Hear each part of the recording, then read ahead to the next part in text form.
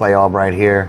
Today, I want to sit down with Michael Bonin of EOS USA. Got some questions and some things that we're going to talk about. Let's get to it. Michael Bonin, how are you, buddy? Hanging in there, staying busy. Well, you just shared with me some really cool information about wax and EOS USA.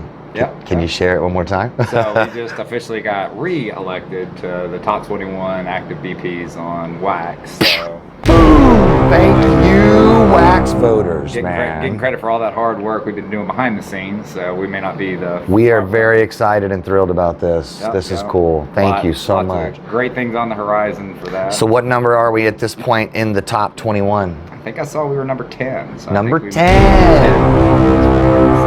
Number 10. Nice. Now they're constantly still kind of working out some of the rating mechanisms and all that. So okay. Ebbs and flows. So, right.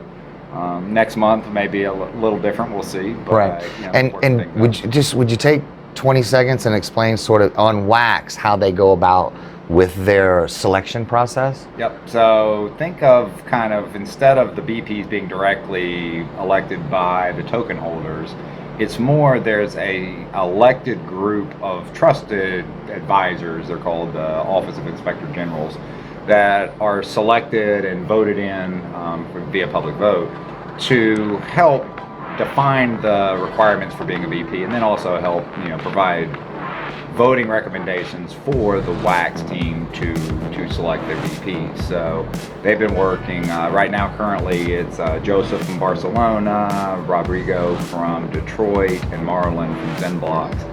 Doing a great job. Like I said, they've been there a couple months, had a couple of iterations. Here's something to start with. Maybe we can tweak this. Maybe that's not verifiable. Things like that. So yeah, living, breathing type of review process, but really revolutionary. I mean, kind of one of the first of its kind to hit the ground running, and actually, they are electing independent BPs from around the world via their selection process with a defined criteria. Wax is crushing it right now. They definitely. And they have more announcements, it seems like, coming out every week about these awesome things. I know the last one was something related to Topps baseball cards. Well, I mean, they're kind of generalizing. Okay. Hey, here's a silhouette of a character of who's our next partnership. That's right. One of them was silhouette had big black ears on his head, pretty noticeable silhouette. But I mean, obviously, leaves some for the imagination. The super sleuths of the internet have done a little bit of digging and think that.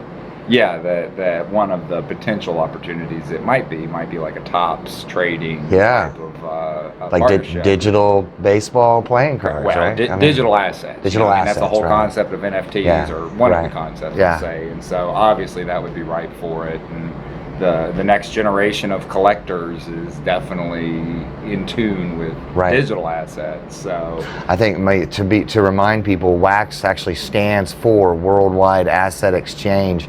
And their goal is to be the go-to digital exchange for digital goods.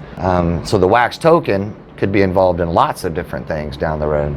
It used to hover in the it was about a 2 cent. 2 cent range for a while? I saw it get all the way up to, I think, like 8 cents on some of them, but it's kind of retracted back. Last time I saw it was at like 5 and a half. It's hanging around there. I mean, it's all speculation and everything. But. Well, and the interesting thing is that for a really new EOS.io chain, you were even telling me earlier, their market, like their trading on the exchanges is what, 14 million? Great, yeah, their daily volume. Now, daily volume. I think a lot of that has to do, it helps it helps in some ways when you had an ERC20 token that is more easily integratable into, some of the existing exchanges. So I think that kind of helped just early on get the, information about wax out and things along that line.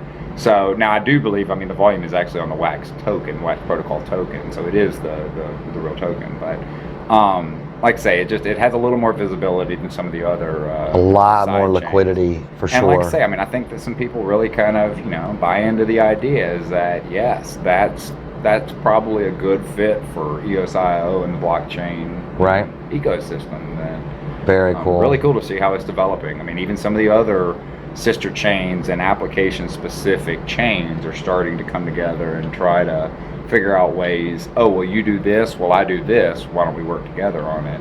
as opposed to reinventing the wheel, things like that. You heard it here today. EOS USA, top 21 guild on the Wax blockchain. Thanks, bro. Guys, thanks for tuning in. Please hit that subscribe button. Make sure you go to voice.com and sign up for their beta access, and we'll see you next time.